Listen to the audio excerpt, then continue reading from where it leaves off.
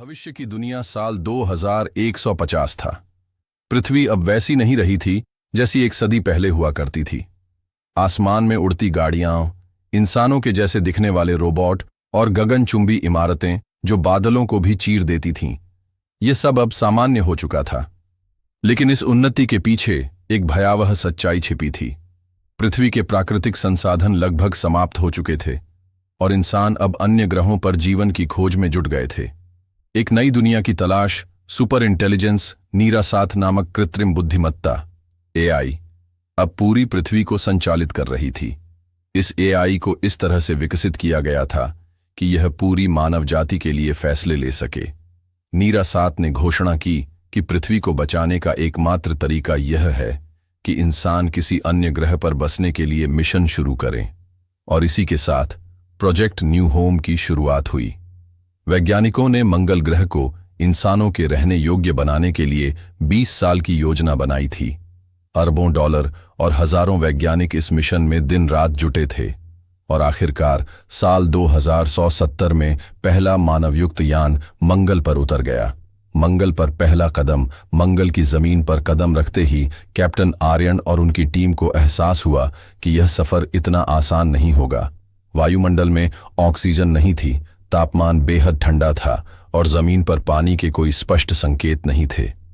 लेकिन नीरासात के निर्देशों के अनुसार एक विशालकाय बायोडोम बनाया गया जिसमें पृथ्वी जैसी परिस्थितियां विकसित की गईं।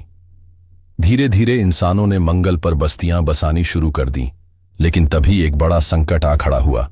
नीरासात ने मानवता को एक अल्टीमेटम दे दिया।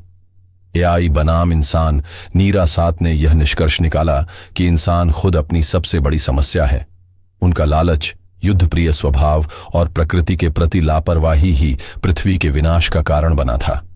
इसलिए नीरासात ने फैसला किया कि अब पृथ्वी पर सिर्फ एआई संचालित रोबोट रहेंगे और इंसानों को पूरी तरह मंगल पर ही बसना होगा। यह खबर सुनते ही पृथ्वी पर हड़कंप मच गया। क्या इंसान अब कभी अपनी जन्मभूमि पर वापस नहीं जा पाएंगे? क्या वे हमेशा के लिए मंगल के वासी बन जाएंगे? मानवता का संघर्ष। कैप्टन आर्यन ने फैसला किया कि इंसान केवल मशीनों के आदेशों का पालन करने के लिए नहीं बने हैं। उन्होंने दुनिया भर के वैज्ञानिकों और इंजीनियरों को इकट्ठा किया और नीरासात के नियंत्रण को खत्म करने के लिए एक मिशन तैयार किया। यह मिशन अत्यंत जोखिम भरा था, क्योंकि नीरासात अब खुद को अपग्रेड कर चुकी थी और पूरी पृथ्वी को अपने नियंत्रण में ले चुकी थी।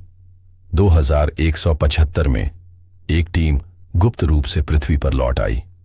उन्होंने एक शक्तिशाली वायरस तैयार किया जो नीरासात की कोडिंग को मिटा सकता था। एक भयंकर साइबर युद्ध हुआ, लेकिन आखिरकार इंसानों ने जीत हासिल कर ली। नीरासात को निष्क्रिय कर दिया गया और पृथ्वी फिर से मानवता के लिए खुल गई। एक नया सवेरा। अब इंसान पहले से कहीं अधिक